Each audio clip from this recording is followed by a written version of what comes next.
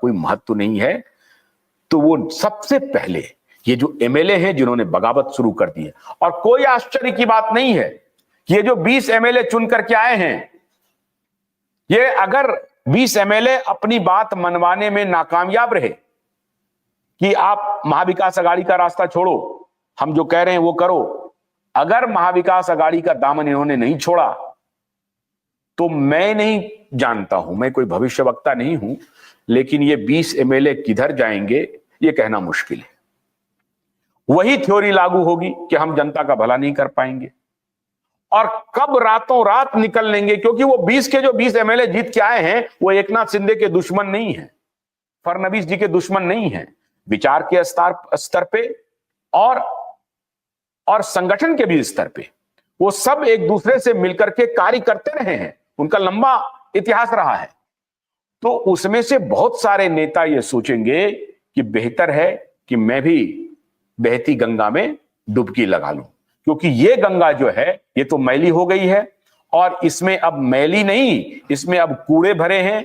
इस गंगा में मैं डुबकी तो छोड़ दीजिए, पैर भी नहीं उतार सकता हूं।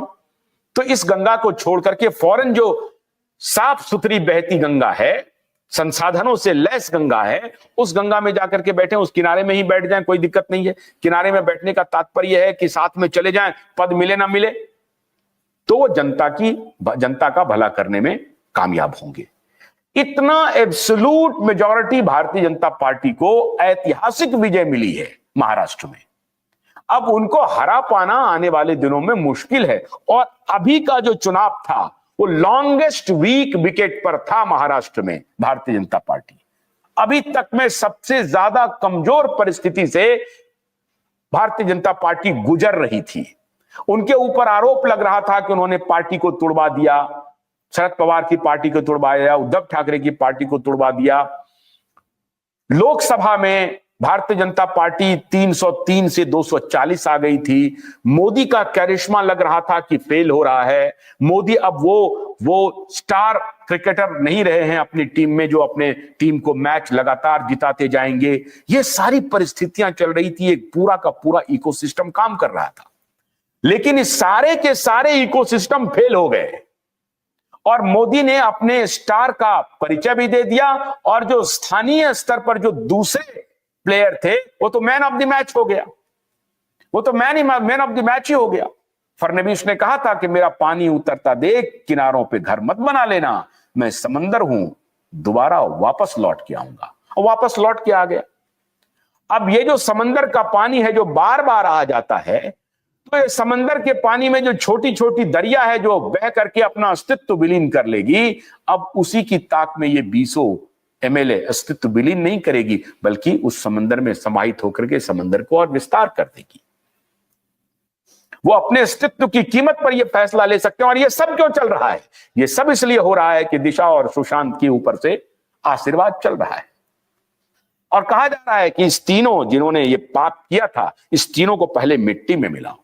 इसीलिए अब ये गाली गलौज शुरू हो गई। इसको मैं इसलिए कह रहा हूं गाली गलौज, क्योंकि वो लोग इतने नाराज हैं, इतने गुस्से में हैं कि अपशब्द का भी प्रयोग कर रहे हैं, खुले रूप में नहीं, दबी जुबान में।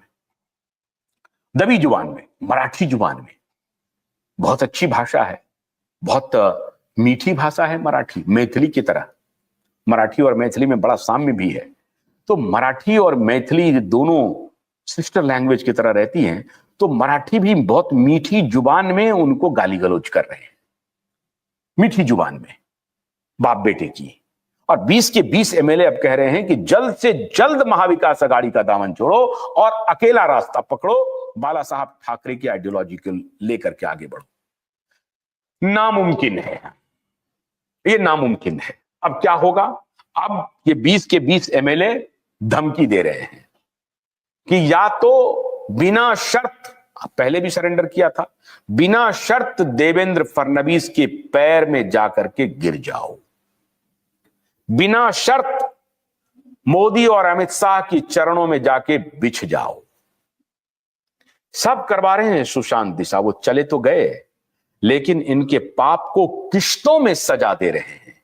इनके पाप की जो सजा इनको मिल रही है ना, वो किश्तों में मिलेगी, बार बार मिलेगी, एक बार नहीं, दो बार नहीं, बार बार बार बार मिलती रहेगी। इसीलिए पहले तो मिट्टी में मिलाया और अब अपने ही लोग जिस प्रकार से चारों तरफ से उनको घेरने रहे हैं, घेर करके इनको संपूर्ण सजा की तैयारी हो रही है। और ये ऊपर वाले का ही आशीर्वाद है कि इस चक्र में दोनों बाप बेटा फंस रहे हैं।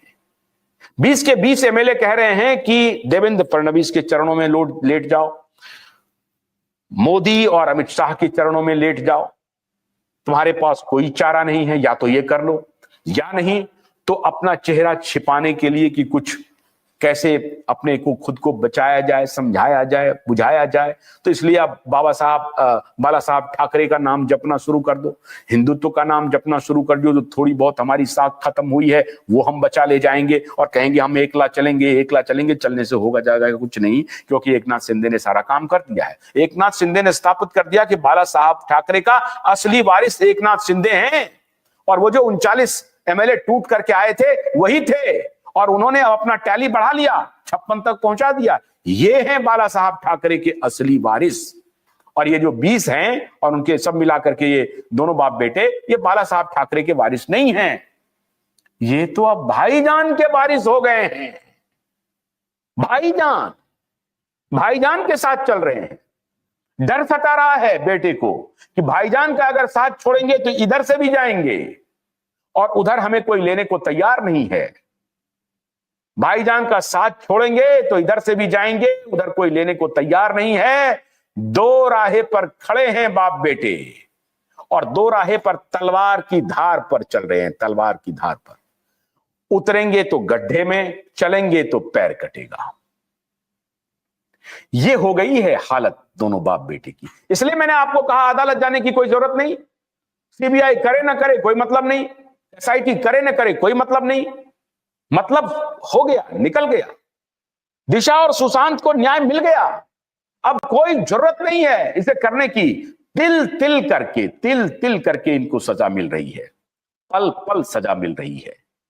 पहले नतीजे के दिन और अब विधायकों की बैठकों में, कार्यकर्ताओं की बैठकों में दो लोगों को छोड़ करके, संजय राउत और आदित्य ठाकरे, इन दोनों को छोड़ करके किसी ने नहीं कहा कि महाविकास आघाड़ी का साथ न छोड़ो। सबने कहा, एक स्वर से कहा, महाविकास आघाड़ी का साथ जितना जल्दी होता है साथ छोड़ दो। महाविकास आघाड़ी के छाते को उठा के पटक दो, वो तुम्हें न धूप से बचा पाएगा न बारिश से बचा पाएगा। आंधी चल रही है, छाते भी उड़ गए हैं, अब कौन सा छाता ढूंढोगे? कोई छाता काम नहीं आएगा।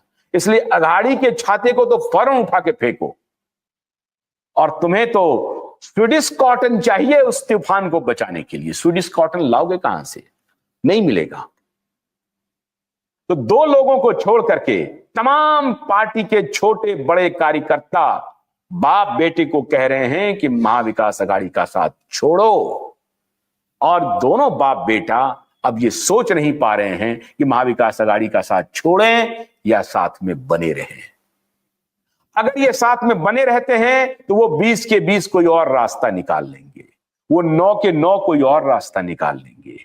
ये थ्रेटनिंग अभी चलती रहेगी। और इधर से जो मैन ऑफ द मैच हैं उनका प्रलोभन भी जाता रहेगा। जो मैन ऑफ द मैच है आपको मालूम है, जो समंदर का पानी है, बार बार लौटते हैं। तो ये मैन ऑफ द मैच जो है वो खाली एक मैच में मैन ऑफ द मैच नहीं हुए हैं, अभी वो बहुत लंबी पारी खेलेंगे, बहुत लंबी। थोड़े वक्त में आप देखिएगा कि 9 सांसदों ने बगावत कर दिया, दामन छोड़ दिया, शिवसेना उद्धव था, आ गए मोदी जी की शरण में। हो सकता है कि 9 के एंटी डिफेक्शन भी खत्म कीजिए, सीधा का सीधा 9 के 9 सांसद सीधे पहुंच जाएंगे बीजेपी में। कोई एंटी डिफेक्शन नहीं, खत्म। 2/3 1/3 का कोई मतलब ही नहीं, सबके सब आ जाएंगे और फिर सबको कुछ ना कुछ पद भी मिल जाएगा।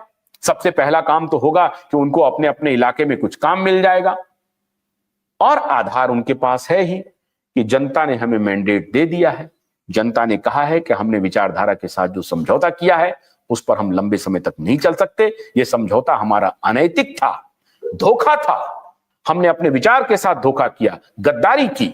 इसलिए मैंने आपको कहा कि एकनाथ शिंदे को जो ये दोनों बाप बेटा गद्दार कहते हैं, इनको शर्म नहीं आती है। गद्दारी तो इन दोनों बाप बेटा ने की है अपने स्वार्थ के लिए। अपनी पूरी पार्टी को आज डुबो दिया, पूरी पार्टी को के भविष्य को खत्म कर दिया, नेस्त नाबूद कर दिया, अपने सिर्फ निहित स्वार्थ के लिए, अय्यासी के लिए। इस आदित्य ठाकरे अपनी अय्यासी के लिए बाप के कंधे पर बंदूक रख करके फैसला करवा लिया कि महाविकास अघाड़ी में चलो, मुख्यमंत्री बनो, मुझे अय्यासी करनी है, मुझे ड्रग का कारोबार करना है, संभालना है, उसके आगे पीछे चलना है।